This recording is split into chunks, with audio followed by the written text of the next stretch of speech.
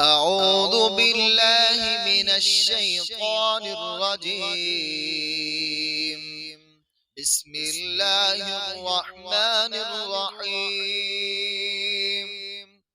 ربنا إنك تعلم ما نخفي وما نعلن وما يخفى على الله من شيء في الأرض ولا في السماء.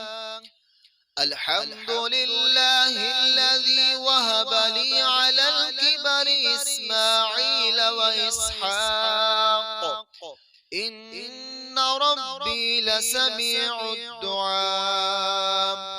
رب اجعل لي مقيم الصلاة ومن ذريتي ربنا وتقبل دعاء.